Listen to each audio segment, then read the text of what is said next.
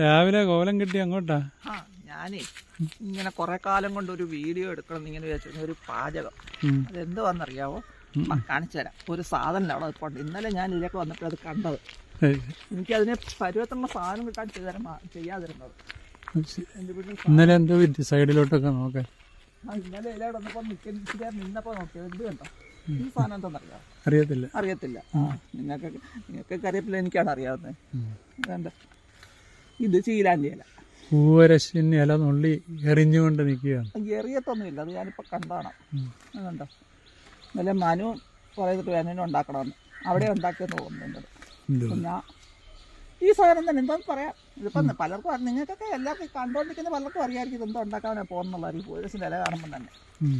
എന്നാലും നമുക്കിത് എന്തിനാ പോകുന്നത് നോക്കാം. ആദ്യം 5-6 ഇല ഞാൻ പറിച്ചെടുക്കട്ടെ. നല്ല വലിയ ഇല കണ്ടു, അതുകൊണ്ട് ആദ്യം പറിച്ചോണ്ട് വന്നിട്ട് പൂവരസില തോരൻ. ഇന്നത്തെ പാചക കഥ നോക്കട്ടെ. കുറച്ച് മതി, നമ്മൾ 2 പേരല്ലേ ഉള്ളൂ. അപ്പോൾ അതിനുള്ള കുറച്ചില മതി. നമുക്ക് പറിച്ചുകൊണ്ട് പോയി. വലിയ ഇല വേണം എനിക്ക്.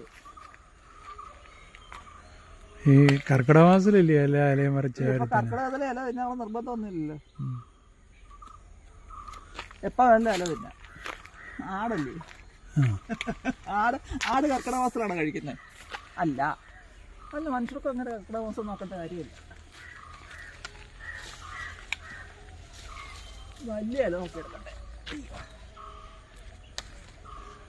എത്ര വലിയതെടുത്താലും അരിഞ്ഞ് വരുമ്പോൾ ഒരു വലിയ ഇത് അരിയാനൊന്നും അല്ല.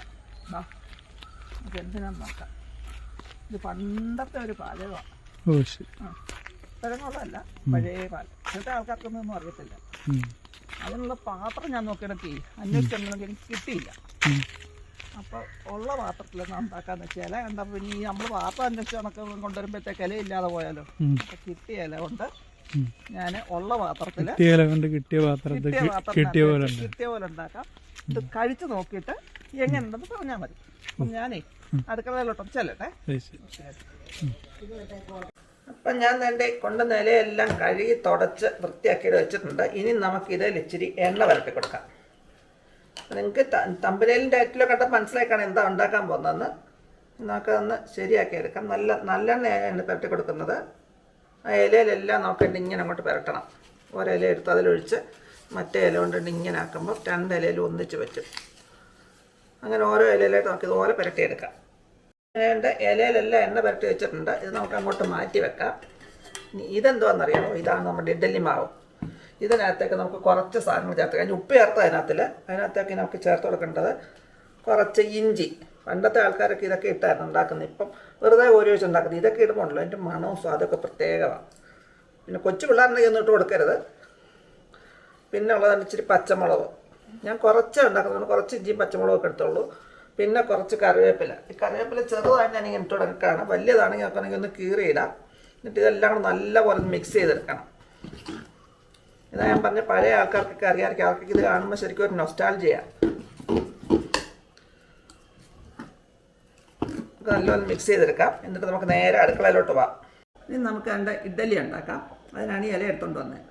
അപ്പോൾ നമുക്കിനി ഉണ്ടാക്കുന്നത് എങ്ങനെയാണെന്ന് വെച്ചാൽ നമ്മൾ പഴയ ഇഡ്ഡലിക്കൂട്ടത്തിലുണ്ടല്ലോ, ഈ കിഴുത്തയൊക്കെ ഇതിനകത്ത് തന്നെ കുഞ്ഞു കിഴുത്തായിട്ട് അപ്പോൾ അത് നേരിട്ട് ആവി വരുമായിരുന്നു. അങ്ങനത്തെ ഇഡ്ഡലിക്കൂട്ടം അന്വേഷിച്ചിട്ടുണ്ടെങ്കിൽ കിട്ടില്ല. എവിടെയെങ്കിലും ഉള്ളവർക്ക് ആരെങ്കിലും പറയാമെങ്കിൽ, എവിടെയെങ്കിലും കിട്ടുന്നതായിട്ട് ആരെങ്കിലും പറയാമെങ്കിൽ ഞാൻ വേണം വാങ്ങിക്കാം. അപ്പം നമുക്കിനി ഇതിലോട്ട് നേരെ ഈ ഇലയെല്ലാം അങ്ങോട്ട് വെച്ച് കൊടുക്കാം. ഞാൻ നേരത്തെ ഞങ്ങൾ 2 പേരുള്ളതുകൊണ്ട് കുറച്ചേ ഉണ്ടാക്കുന്നുള്ളൂ പറഞ്ഞു. അത് കണക്കാക്കിയുള്ള ഇലയെ വെക്കുന്നുള്ളൂ. ഇനി നമുക്ക് ആ എടുത്തു വെച്ച മാവ് അതിനകത്തേക്ക് കോരി ഒഴിച്ചു കൊടുക്കാം.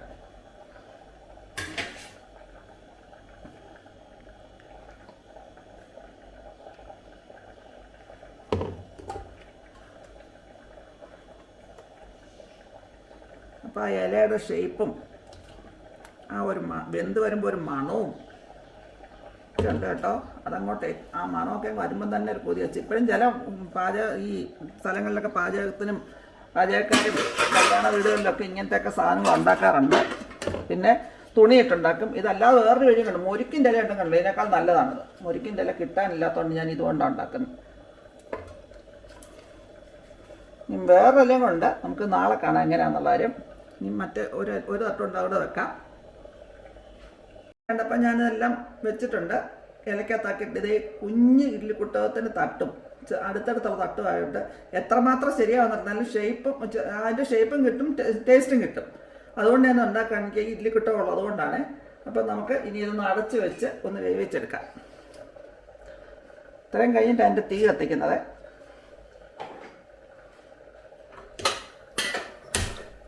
ഇനി അത് വെന്ത് വരട്ടെ. വെന്തതിന് ശേഷം നമുക്ക് നോക്കാം ഇത് ശരിയായി കിട്ടിയോ എന്നുള്ള കാര്യം. നമ്മളിപ്പോൾ ഇഡ്ഡലി വെച്ചിട്ട് കുറച്ച് നേരമായി. ഇനി വെന്തോന്ന് നോക്കാം. നല്ല മണമൊക്കെ വരുന്നുണ്ട് ആവിക്ക്. ഇഞ്ചിയും പച്ചമുളകും എല്ലാം കിടക്കുന്നതിൻ്റെ മണം വെന്തിട്ടുണ്ട്. ഇനി നമുക്ക് ഇതിനകത്ത് തീയങ്ങ് അണച്ചു കൊടുക്കാം. ഇതിനകത്ത് ഓരോ ഇലയായിട്ട് എടുത്ത് ഞാൻ പാത്രത്തിനകത്തോട്ട് മാറ്റട്ടെ. ഒന്ന് ചെറുതായിട്ട് തണുത്തിട്ട് വേണം നമുക്കതിനെ കുടഞ്ഞെടുക്കാൻ. ഇപ്പം കുടഞ്ഞിട്ട ഇലയെ പറ്റിയിരിക്കും. നമ്മുടെ ഇഡ്ഡലി കുട്ടകം ഈ സൈസ് ആയതുകൊണ്ട് ഷേപ്പൊന്നും വലിയായിട്ട് വന്നിട്ടില്ല. ടേസ്റ്റ് കാണാം. നമുക്ക് നോക്കാം, കഴിച്ച് നോക്കാം. അപ്പോൾ അതേണ്ട നമ്മുടെ ഇഡ്ഡലി എല്ലാം ശരിയായിട്ടുണ്ട്. ഇനി നമുക്കിത് ഒരു ബൗളിനകത്തേക്കൊന്ന് കുടഞ്ഞിട്ടെടുക്കാം. അതേണ്ട ആ ഇലയുടെ ഷേപ്പ് ഞാൻ ഒരെണ്ണം കുടഞ്ഞിട്ട് നോക്കി ശരിയായിട്ട് വന്ന് ഇങ്ങനെ പെതുക്കെ കുടഞ്ഞിടണം. ഈ ഇല പിന്നീട് നമുക്ക് ഒരു പ്രാവശ്യം കൂടെ ഉപയോഗിക്കാം. നമുക്ക് ഇതുപോലെ ഇതെല്ലാം ഇതിൽ നിന്ന് കുടഞ്ഞിട്ടെടുക്കാം. ഷേപ്പൊന്നുമില്ല. എൻ്റെ ഇഡ്ഡലി കുട്ടകത്തിൻ്റെ കുഴപ്പമാണ് ഷേപ്പ് അങ്ങനെ ഇല്ലാതെ പോയത്. അങ്ങനെ നമ്മുടെ ഇഡ്ഡലി റെഡി ആയിട്ടുണ്ട്. ഇനി ഞാൻ ഒന്ന് കുളിച്ചേ ചേർത്ത് കഴിക്കാം. ഇപ്പം ഇന്നത്തെ ഇഡ്ഡലി സ്പെഷ്യൽ ഇഡ്ഡലിയാണ്. രാവിലെ പോയിലെടുത്തോന്നില്ല കാണുമ്പോൾ തന്നെ അറിയാം. എന്തുവാ പെരുന്തച്ഛൻ്റെ കുളം പോലെ. പെരുന്തച്ഛൻ്റെ കുളം വലിക്കുന്നത് നമ്മുടെ ഇഡ്ഡലി കുട്ട സൈസായിട്ട്. മറ്റേ ഇഡ്ഡലി കുട്ടം നോക്കി പോയിട്ടേ നമുക്ക് കിട്ടിയില്ലല്ലോ. ഞാൻ ആ കിഴുത്ത ഉള്ളത് വാങ്ങിക്കത്ര വെച്ചിട്ടുണ്ട്. അല്ലെങ്കിൽ മറ്റൊരെണ്ണം വാങ്ങിക്കായിരുന്നു. കിഴുത്ത ഉള്ളത് തന്നെ വേണം. എനിക്ക് നിർബന്ധം തോന്നിയണ്ട. ഇങ്ങനെയൊക്കെ വല്ലപ്പോഴും ഉണ്ടാക്കണമെങ്കിൽ. അതുകൊണ്ട് അങ്ങനത്തെ വാങ്ങിക്കാൻ. ഇല വലുതും പിന്നെ കുട്ടകത്തിൻ്റെ സൈസ് ചെറുതും. അതാ ഇങ്ങനെ ആയിപ്പോയെ. ഇതെങ്ങനെ ഉണ്ടെന്ന് പറഞ്ഞേ. നോക്കട്ടെ.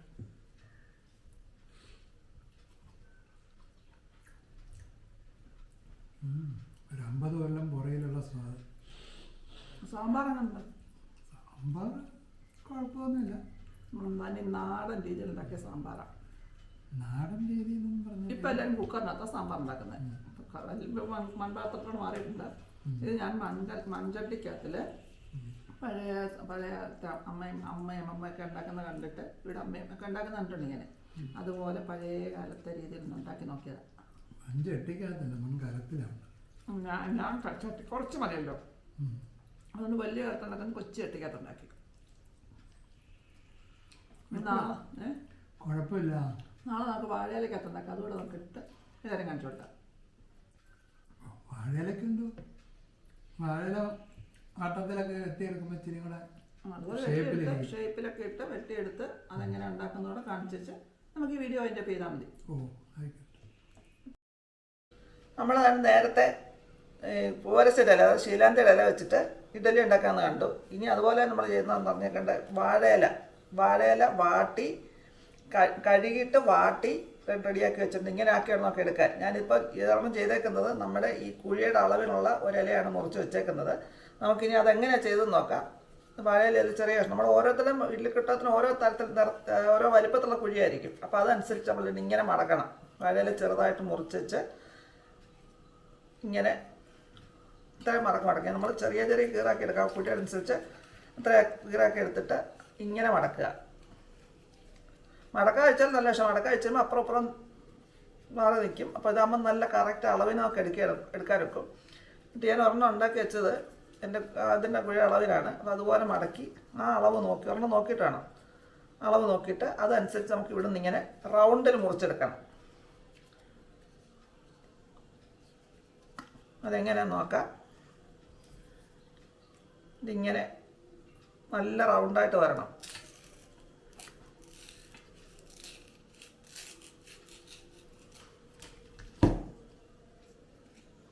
അതുകൊണ്ട് ഈ കുഴിയിലേക്ക് ഇങ്ങനെ വെച്ച് ഇതിനകത്തേക്ക് മാവ് കോരി വയ്ക്കണം. ഞാനിവിടെ കുറച്ച് ഇല എടുത്തതുപോലെ വെച്ചിട്ടുണ്ട്. ഇതെല്ലാം നമുക്ക് ഇതുപോലെ റൗണ്ടായിട്ട് മുറിച്ചെടുത്തിട്ട് പിന്നെ എങ്ങനെയാണെന്ന് കാണാം. അതുകൊണ്ട് ഞാൻ ആ ഇലയെല്ലാം കട്ട് ചെയ്ത് എണ്ണയൊക്കെ പുരട്ടി വെച്ചിട്ടുണ്ട്. നമുക്ക് മറ്റേ ടൂറിസ്റ്റിൻ്റെ ഇല ഉണ്ടാക്കുന്നത് തന്നെ ഇഞ്ചിയും പച്ചമുളകും എല്ലാം ഇട്ട മാവാണ്. ഇത് നമുക്കിനി ഓരോ ഇലയ്ക്കകത്തേക്ക് ഇങ്ങനെ കോരി ഒഴിച്ചു കൊടുക്കാം.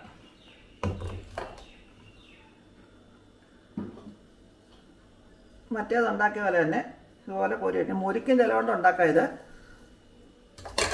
ഇതിന് ഇലയ്ക്കൊക്കെ ഗുണമുള്ള സാധനങ്ങളാണ്. വാഴയില ആയാലും പൂവരശിൻ്റെ ഇല ആയാലും മുരിക്കിൻ്റെ ഇല ആയാലും ഗുണമുള്ള സാധനം. ആ ഗുണവും കൂടെ നമുക്ക് കിട്ടും. നമുക്കിനി ഇതുപോലെ ഇതിനകത്തെല്ലാം കോരി ഒഴിച്ച് ഉണ്ടാക്കി കഴിഞ്ഞിട്ട് അത് കാണിക്കാം എങ്ങനെ ഇരിക്കുമെന്ന്. ഞാനിത് വെച്ചിട്ട് കുറച്ച് സമയം നമുക്ക് തുറന്ന് നോക്കാം വെന്തിട്ടുണ്ടോയെന്ന്.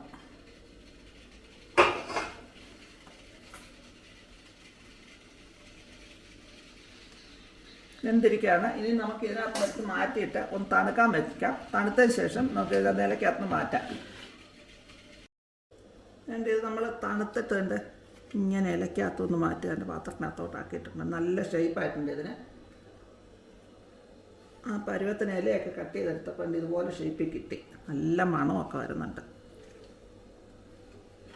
നമുക്കിതെല്ലാം പാത്രത്തിലേക്ക് മാറ്റിയെടുക്കാം. അതുകൊണ്ട് ഞാനതെല്ലാം കാസറോളിലോട്ട് മാറ്റി നല്ല ഒന്നാന്തരം ഇഡ്ഡലിയാണ്. കണ്ടോ, ഇത് മേളത്ത് തട്ടി പറ്റിപ്പോയതാണ്. നല്ല ഇഡ്ഡലി ഉണ്ടോ, നല്ല ഷേപ്പിലുള്ള നല്ല വലിയ ഇഡ്ഡലിയായിട്ട് നമുക്ക് മാവ് നമ്മുടെ ആവശ്യത്തിന് കോരി കഴിക്കാം. ഞാൻ ഇച്ചിരി കൂടുതൽ കോരി വെച്ചു. അതിന് ഷേപ്പും ഒക്കെ ഉണ്ട്, ഇലയുടെ മടങ്ങിയ ഷേപ്പും ഒക്കെ ഉണ്ട്. നമുക്ക് ഈ ഇല ഇനിയും നമുക്ക് ഒരു പ്രാവശ്യം കൂടെ 2 പ്രാവശ്യം കൂടെ ഉണ്ടാക്കാൻ കീറാതൊക്കെ എടുക്കാമെങ്കിൽ. ഞാൻ ഇത്ര ഉണ്ടാക്കുന്നുള്ളൂ, ഞങ്ങൾ 2 പേരുള്ളതുകൊണ്ട് ഇത്ര ഉണ്ടാക്കുന്നുള്ളൂ. അപ്പം നിങ്ങൾക്കൊക്കെ ഇതുപോലെ ട്രൈ ചെയ്ത് നോക്കാം. നമ്മൾ സാധാരണ ഇഡ്ഡലി ഉണ്ടാക്കുന്നതിൽ വ്യത്യസ്തമായിട്ട് കൊച്ചു പിള്ളേരുണ്ടെങ്കിൽ മുളകും ഒന്നിട്ട് കൊടുക്കരുത്, അവർക്കല്ലാതെ കൊടുക്കുക. അല്ലാതുള്ളവർക്ക് നമുക്കിത് ഇങ്ങനെ ഇഡ്ഡലി ഉണ്ടാക്കാമെങ്കിൽ നല്ല ടേസ്റ്റ്, നമ്മൾ സാധാരണ ഇഡ്ഡലി ഉണ്ടാക്കുന്നതിനേക്കാൾ നല്ല ടേസ്റ്റാണ്. ഇതൊന്ന് ട്രൈ ചെയ്ത് നോക്കണം. അപ്പം നമുക്കിനി ഇതുപോലെ വ്യത്യസ്തമായ വീഡിയോസായിട്ട് വീണ്ടും കാണാം. അതുവരേക്കും ബൈ ബൈ.